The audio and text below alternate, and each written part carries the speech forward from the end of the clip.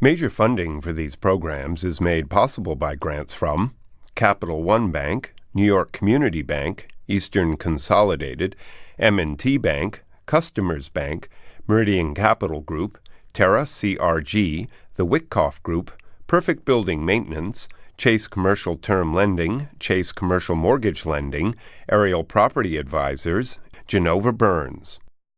Additional support is made possible by AKA Hotels Corman Communities, AmTrust Title, AVR Realty Company, Bank of America Merrill Lynch, Bank Leumi USA, Briarwood Organization, CBRE, Citizens Bank, Connect One Bank, Colliers International NYC, Collins Building Services, CPEX Real Estate Services, Dime Savings Bank of Williamsburg, Douglaston Development, Levine Builders, Fisher Brothers, Flushing Bank, Friedman, LLP, Hendler Real Estate Organization, Hersha Hospitality, HAP, Investment Developers, Hodges Ward Elliott, Inc., Investors Bank, iFunding, James D. Kuhn Real Estate Center at Syracuse University, Kilroy Architectural Windows, Madison Realty Capital, Matone Group, Mercantile Commerce Bank, New Banks, Newmark Grubb Knight Frank, Optimum Window Manufacturing Corp., People's United Bank, Pulcinelli, Rosewood Realty Services, SJP Properties, Sterling National Bank, Stonehenge Partners, TD Bank, The Continuum Company, the Knackle Group at Cushman & Wakefield, the Meringoff Family Foundation, the Moynihan Group, and these friends.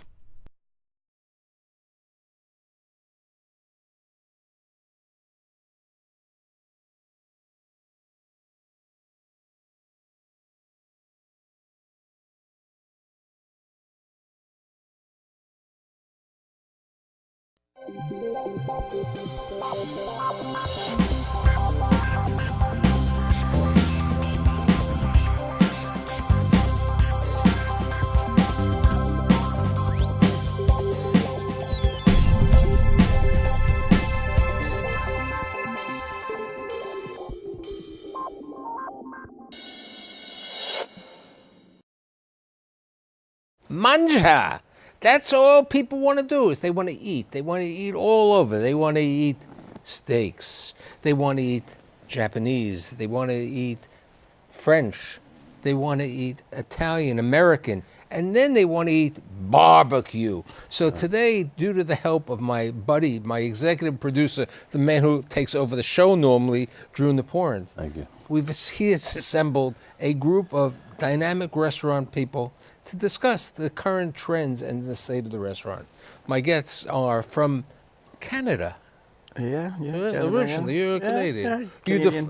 Canadian. Hugh Dufour of M. Wells Steakhouse and M. Wells Dinette. From the city of brotherly love, Philadelphia, Joey Campanaro, who is the Little Al, Market Table, and the Clam, also in the sauce business. From Brooklyn, New York, #1 barbecue in the city of New York, in Red Hook, Bill Durney. And last but not least, the kid who grew up across the street from Stuyvesant Town, the famous proprietor, not the chef, the owner of Tribeca Grill, Batard. Okay, you have the hamburger place today, Nobu, and the legendary Drew Nieporent. Michael, you tasked me to do a slightly different show than we normally do. And going outside of Manhattan, and I'm basically, when you say New York restaurants, I say Manhattan, See, I said to Bill, he's planning to do something in Staten Island. Did he get a... Where's Staten Island? That's right, Staten Island, okay? I went on the ferry once. my passport. Right. So No, but the great news in New York is that it's now a great food mecca for all the boroughs because of these gentlemen. This generation has really made it worthwhile to go outside of Manhattan and to visit, Brooklyn, Queens, Staten Island, I guess. The Village is... Well, Campanaro and I, we know each other a long time, but he's had the Little Al for 10 years now. And Market Table for 9 and the Clam. Right, and the Clam is doing great, I know that. And then he also made the mistake of going to Philadelphia. See, the shows really go someplace within the 5 boroughs, but... Yeah, but we have the Canadian over here who learned the ultimate problem of a restaurant. getting screwed by your landlord. Okay? Yeah. You know, you went in, you didn't understand, you put money into the place, and then what happened after a year? I mean, like, we have to say that I have very little to lose to begin with. I had no name for myself, just moving down here with my wife. We were serving, like, we had a plan of serving, like, commuters breakfast in the morning. So we didn't expect too much. A little bit of money, a little bit of a few credit cards. But yeah, I mean, landlord. That was this place. This place was an old diner. Diner that was. I happened to live right across the street, kitty corner from that diner, and it was always empty. And at the time, I was still living in Montreal, dating my wife, and my wife wasn't my wife. That's usually. And I would come and I was like, oh, a new tenant. And then I'd come back a week later and, oh, this tenant is gone. And I was like, it was mysterious, but a beautiful diner, made in Jersey, Saint-Gac, like the whole thing. And yeah, we're looking for a place, and there was no big deal to this place. At some point, this place was they had 3 liquor licenses within the same premise. They had a Chinese takeout inside, a Spanish deli, and a bar, just like for the commuters for the Long Island Railroad. Like, you take 1 beer to stay, 1 beer to go. And so that was it, you know. And now the landlord, we had to chase the landlord. So now you made it a Michelin star steakhouse? Yeah. The steakhouse it's a new venture, but at the time I had a Michelin star at the diner, but I was closing, so I had to send it But back. who discovered you? Who would you say put you on the map? I had a friend that was writing for the New York Times at the time that just like he thought it was good to write a story, but I knew him from Montreal. The outer boroughs were always, you know, Arthur Avenue was one, a separate thing, a different market, and people would go to other places, you know. For Italian food, you wanted to go, you went to Parkside, because everybody knew there was Parkside was a great place. People only knew you could be in Manhattan. Manhattan was the place. You couldn't even be in the West Village. It wasn't a different market. How did you decide to go over there? Well, I was working in Tribeca at the time. And before Tribeca, I lived in Los Angeles. And I said, you know, I'd lived in New York. If I go back to New York, I don't want to be in, like, typical New York. I wanted to feel not New York. So I ended up in Tribeca. And then the only other place that I felt like wasn't very New York, with like loud honking horns and people rushing to get to work, was in Greenwich Village. And my ex-wife, Paula, at the time, she saw this space and she said, call this number and try and get this place. And I said, yeah, I'll do it tomorrow. And she said, no, call it right now. And we got into a fight over it, and I was like, please, just stop breaking him for me. I want to go to sleep. I'm tired. I was in a little bit of a depression.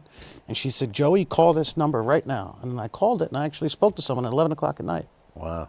And then I went to go see the place the next day, and I submitted a business plan, one of 100 business plans to the landlord, and the landlord chose us. That's great. Now, how'd you, a former security guy who had your own private security agency, decide to get into the barbecue? I'm insane. I'm totally insane. No, I mean, for me, it was when I would travel. I knew you like to carry the logs, you know, right? For a little weightlifting. For me, it was about traveling. You know, I got to see a lot of the world when I was looking after a lot of protectees around the world. I mean, that's actually how I met Joey randomly. One of my protectees lived on the block of Little Owl, and I would see him out there, like he just said before we went on air, in the bloody apron, and you know, he was there. What impressed me as a non-restaurateur at the time was the fact that he was there all day, all night. Then he'd cook for service, and then I'd see him outside. So I think instinctively, even back then, I was thinking about like what that work ethic meant. You know, I was working 17, 18 hours a day in the protection community. And then I would see someone like him delivering such a crazy product, and it was all the example of all the hard work he was putting in. He doesn't know any of this that I'm saying about. But that's how I felt at the time. I was like, wow, that's interesting. But for me, it was traveling, seeing people in South America, seeing the gauchos cook over wood fires, you know, hand spinning live animals. You know, it was not live, but cooking animals in front of me live. It's in your biography that your grandparents originally came to Red Hook, and you're a Brooklyn boy anyway. But Red Hook didn't have any restaurants, okay? Yeah. They had a couple. The village had a small number of restaurants, a unique number. You know, when you talk about Tribeca, the guy who really established Tribeca is my buddy over here when he was racing in the marathon. When I was running, yes. Running in the You marathon. know, Michael, there's a lot of similarities. Yeah, there's a lot of similarities because, I mean, my first restaurant I opened in 1985, 31 years ago, and it was a restaurant I could afford. And the outer boroughs, the theory anyway, would have been someone's going to set up shop in an outer borough because the rent is so comfortable, reasonable. And if they hit a home run, well, these guys didn't just hit a home run. I mean, it's like the notoriety that happens, and you know, it feels like it happens right away, but you have to work at it. Obviously, it takes time, I'm sure, when you first start. But, and then when you have a small restaurant, you know, you don't have the luxury, again, it's economics. You don't have the luxury of hiring somebody to do what you do. You have to be there. Yeah. I agree. If I go back to a show a number of years ago, 10 years ago, we were talking Brooklyn, had you on the show, and I would say to you, who's going to open up in Brooklyn? The quote was, the guy who's going to open up in Brooklyn is a husband and wife, and they're going to put 12 seats, and that's the only type who's going to survive, okay? That's what I said. That was your comment. I agree. So the question is, you know, like we were talking before to Bill, you know, Staten Island. By the way, he's husband and wife. I know it. Okay? But I'm not in Brooklyn. No, but you're really in a place that nobody. You're in a place we're changing Long Island City to crane country. Yeah. Okay, there are more cranes going up Long in Long Island Island City than anywhere. I think it's There a are bigger 30. site in America. There are at the 30. There are moment. 32,000 apartments being built in this community. Wow. Okay, and not one. There's one good restaurant, and that's you, because there's nothing in Long Island City. Okay. What was the barbecue place in Long Island City? Yeah, It's John called Brown. Pearson's. There's John Brown Barbecue. Oh, yeah. But Pearson Started this whole Yeah. thing. Pearson kind of started coming to New He York. brought a barrel smoker in there. It was And by the cooking it way, by fire. by the way, what you have to understand is he cannot set up shop anywhere because he's burning wood, which has tremendous fumes, and the communities will go ape. I'm sure. Excuse me. I'm certain they'll bleep that. But No, we won't. but what do you do about that? Have you? Yeah, I got mean, complaints? we got a lot of national notoriety very quickly because I demanded that if I was going to take this crazy leap into this world I knew very little about, other than cooking good barbecue, that I was going to do it authentically. And for me, authentically is cooking on open live fires 24 hours a day, and that's what we do to this day. We just figured out how to now put it into a building that's housed for it instead of just freewheeling it in the middle. But how of do Red you Hook. do that? How do you replicate that in other places? How do you replicate You that? in don't. Staten That's why Island? I'll Staten never Island, open you're not many- going to be able to replicate that, okay? You know, you have even your places, you can't replicate the small restaurants anymore. I mean, You come up with an interesting concept that fits. You believe in it. You stick to it. The great thing about Joey, if you think about this, I mean, when I was a kid growing up, the first restaurant I managed, I didn't own it, was 24 Fifth Avenue, right in the village on Fifth Avenue and 9th Street. And that was like a dream because the whole thing in New York was the restaurants in the village. You had the Coach House. That was, you know, it's like that was the charming part of New York to go out for dinner. And so you have actually perpetuated that because there's a lot of restaurants in the village, not a lot of good ones, right? I mean, you know, There aren't. Bobo is obviously taken over for the Coach House. That's pretty good. I'd but- say 10 years ago, right when Little Al was opening up, there was Anissa, where I would look at Anissa's check average and say, how am I going to make money on 10 tables? And I'm like, well, she does it, and she was a 3-star restaurant in the New York Times. I was like, I'm not a 3-star chef. I'm a grandmom chef. I can make good food, but I'm not like, you know, I'm looking for these reviews. I want to be able to manage a business at a time. And I was just coming off of working with Jimmy Bradley and Danny Abrams at this monster restaurant called Pache. And so I wanted something that I could manage and still make money. And a phrase that keeps coming to my mind, so if I'm going to be in the village, I want to have this feeling of like this bohemian country club, right? Where anyone, I'm very lucky because we book 30 days out. But there are people that come up to me every day and say, I want to come in tomorrow night, 4-top at 8 o'clock. And I never say no. I say, yeah, sure, no problem. I pay other people to say no, but I said I just want to say no. Joey. Would he have a rolling table to fit that extra? Well, I know what that's like now with our lines. Our lines are so long now. I have every friend that I ever grew up with for the past 44 years of my existence, saying, "Hey, man, can we cut the line? Can we cut the line?" Oh my God, yeah. And only Drew gets to cut the line. No, because I told him, let's go in the kitchen. We're right here. But the market table. What was the name of the guy who owned that space? Kenny Shopson. Okay, so do you know who Kenny Shopson is? Oh yeah. So I have no the thing about He Hugue. threw me out once. I was, yeah. not me. I'm cool. No, because Hugue is like, I'm not going to say he's like Kenny, but he has a sort of a legend behind him. But Kenny, and I never went there for this reason. First of all, he wouldn't take parties of 5. Like Just the number 5. That was it. If you walked in with 5, he'd throw you out. Yeah. And then What kind of restaurant? He's in the Essex market with some little thing, and I always walk in because I want him to yell at me or something. But tell the story. Did he really throw you out once? Yeah, I mean, we were just shopping around because my wife had she was partner for Heritage Food USA, and they had a little stand there. So we bought like a piece of ham or something that they had, and we're carrying the ham. We'll stop there. Go at Shopson's, and sure enough, what are you doing with that? Like, are you gonna really bring your food to my restaurant? It's like, no, just like I happen to have it in my bag. It's like it's not gonna work for you today. You're gonna come back when you're fucking hungry, okay? It's like, all right, where can I go? It's like, so wait. By the way, there's a documentary about this guy that you should see. It's because I had a piece of ham. No. So here's the question.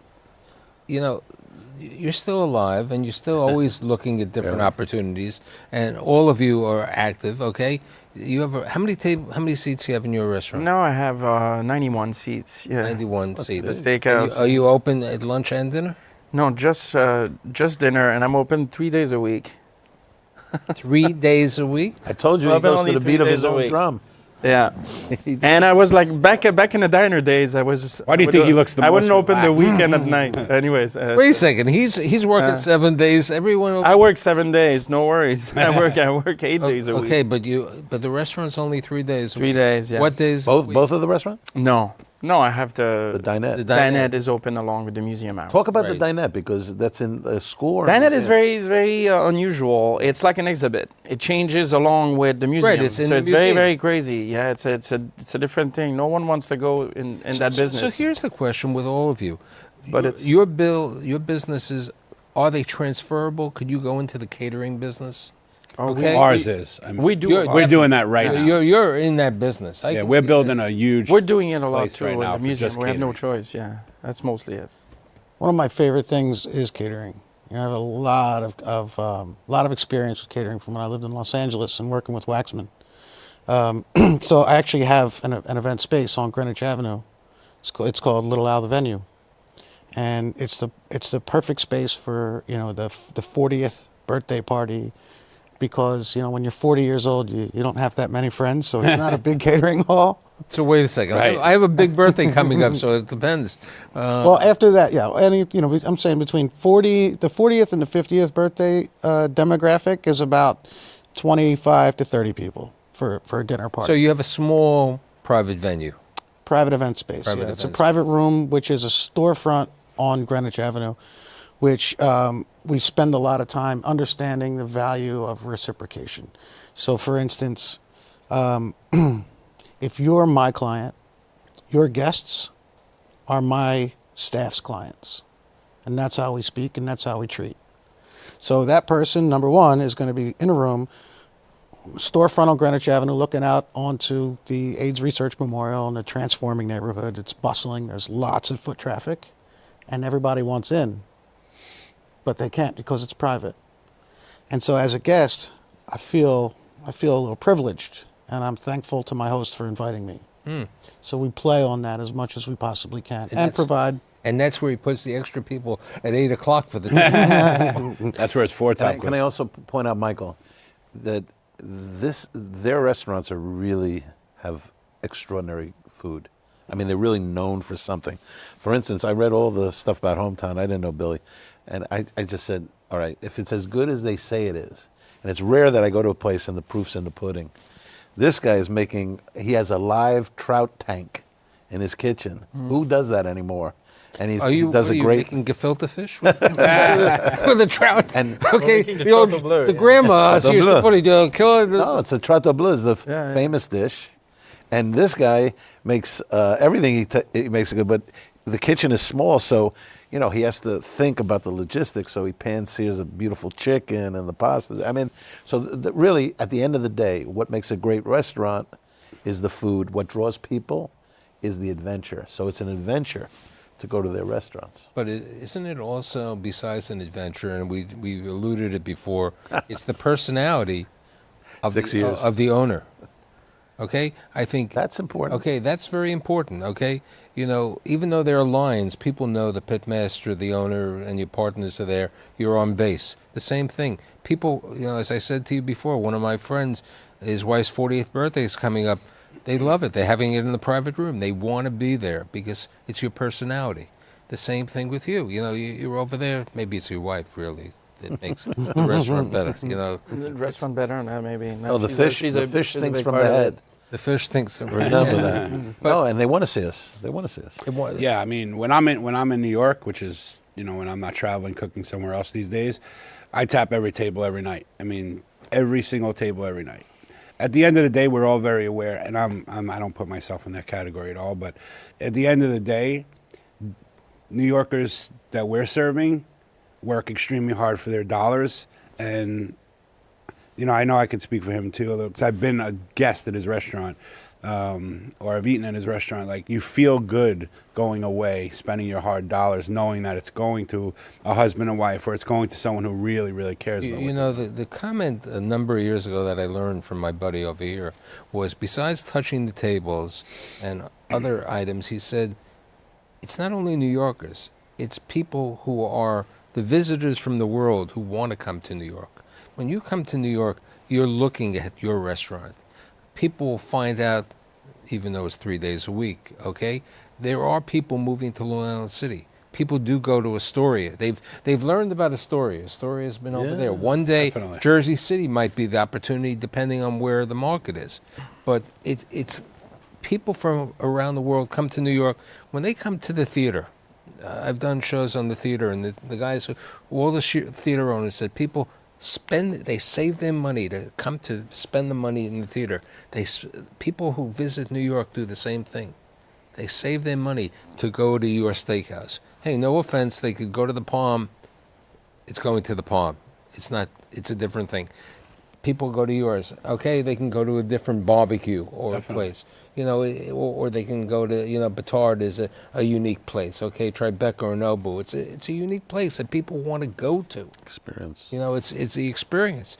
So how do you grow in this business today? Can you replicate, your locations are all within an area nearby, so you're able to be... I don't know if I can have another restaurant in Greenwich Village, but I do think that there's a need for another event space, and I think I can grow my business that way. If I were to make another Little Owl, it would have to be much more calculated, and to Drew's point, it has to be the brand, it has to be the name. It can't be Little Owl spelled backwards. People are going to want the Little Owl. That's what they want. For me, it's we're in the process of opening a building, a 6,000 square foot commissary space. So state-of-the-art kitchen with a 200-seat event dining hall because people want to buy out Hometown daily. Because they like that rustic aesthetic and stuff like that. So we're essentially designing the same building off-site in Industry City.